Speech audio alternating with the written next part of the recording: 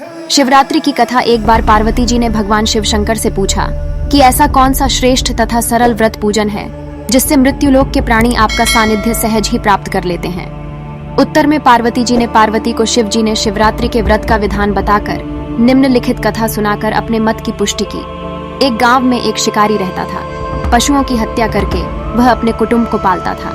वह एक साहूकार का कर्जदार था। समय पर साहूकार का कर्ज उससे ना चुक पाया। क्रोध में साहूकार ने शिकारी को शिव मठ में बंदी बना लिया। संजोग से उस दिन शिवरात्रि थी। शिव मठ में शिव संबंधी की धार्मिक कथाएं चल रही थी। शिकारी ध्यान मग्न होकर शिव संबंधी धार्मिक बातें सुनता रहा। चतुर्दशी को उसने शिवरात्रि की कथा भी सुनी। शाम होते ही साहूकार ने उसे अपने पास बुलाया। शिकारी अगले दिन साहूकार का सारा कर्ज चुकाने का वचन देकर जेल से छूट गया और अन्य दिन की तरह वह जंगल में शिकार के लिए निकला। दिन भर कारागार में रहने के कारण वह भूखा प्यासा था। वह जंगल में एक तालाब के किनारे बेल वृक्ष पर शिकार करने के लिए पड़ाव बनाने लगा। वहीं बेल वृक्ष के नीचे एक शिवलिंग था। पड़ाव बनाते समय उसने जो कहानियां तोड़ी संयोग से शिवलिंग पर जा गिरी। इस प्रकार भूखे प्यासे रहने से शिकारी का व्रत भी हो गया और शिवलिंग पर बेलपत्र भी चढ़ गए। रात्रि का एक पहर बीत जाने पर एक गर्भिणी हिरनी तालाब पर पानी पीने निकली। अवसर नहीं चूकने वाले शिकारी ने तीर धनुष पर चढ़ाकर जैसे ही प्रत्यंचा खींची, हिरनी बोली, मैं गर्भिणी हूँ, शीघ्र ही मैं प्रसव करूंगी। तुम एक साथ दो जीवों की हत्या करोगे, जो ठीक नहीं। मैं बच्चे को जन्म देकर शीघ्र ही तुम्हारे सामने आ जाऊंगी, फिर मुझे मार डालना। शिकारी ने प्रत्यंचा ढीली कर दी और हिरनी जंगली झाड़ियों में लुप्त हो गई। कुछ ही देर बाद एक और हिरनी उधर से निकली। शिकारी की खुशी का ठिकाना ना रहा। हिरनी के पास आने पर शिकारी ने फिर धनुष पर बाण चढ़ाया तो उस हिरनी ने विनम्रता पूर्वक निवेदन किया कि है शिकारी, मैं थोड़ी देर पहले ऋतु से निवृत्त हुई हूँ। मैं अपने प्रिय की खोज में भटक रही हूँ। मैं अपने पति से मिलकर शीघ्र तुम्हारे सामने आ जाऊंगी। शिकारी ने उसकी बात सुनकर उसे भी जाने दिया। 2 बार शिकार को खोकर शिकारी का माथा ठनका। वह चिंता में पड़ गया। रात्रि का आखिरी पहर बीत रहा था। इतने में एक हिरनी अपने बच्चों के साथ उधर से निकली। शिकारी के लिए अभी है बहुत ही अच्छा अवसर था। उसने धनुष पर तीर चढ़ाते देर न लगाई और वह तीर छोड़ने ही वाला था कि वह हिरनी बोली, हे शिकारी, इन बच्चों को उनके पिता के हवाले करके लौट कर आती हूँ। मुझे इस समय मत मार। इस पर शिकारी हंसा और बोला, सामने आए शिकार को छोड़ देना मेरी बुद्धिमानी नहीं है।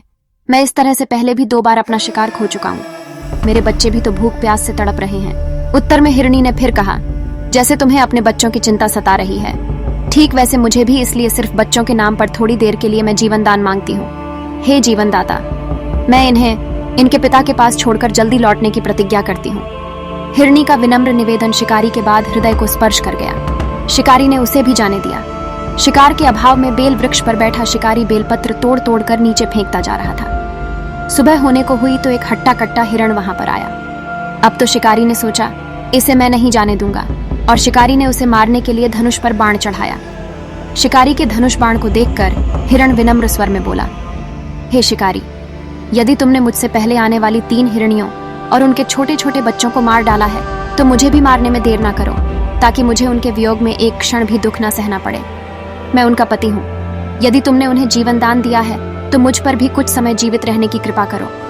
मैं उनसे मिलकर तुम्हारे सामने जल्दी ही आने का वचन देता हूँ। हिरण की बात सुनकर शिकारी के सामने पूरी रात का घटना चक्र दोहरा गया और उसने सारी रात की कथा हिरण को सुना दी।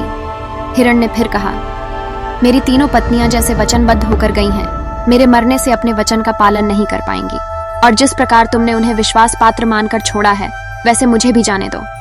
मैं उन सबके सहित तुम्हारे सामने जल्दी ही आ जाऊंगा। थोड़ी देर बाद वह हिरण अपने परिवार के साथ शिकारी के सामने मरने के लिए आ गया। जंगली पशुओं की सत्यप्रियता, सात्विकता और सामूहिक प्रेम भावना को देखकर शिकारी को बहुत आत्मग्लानि हुई। उसके नेत्रों से आंसुओं की धारा बह निकली।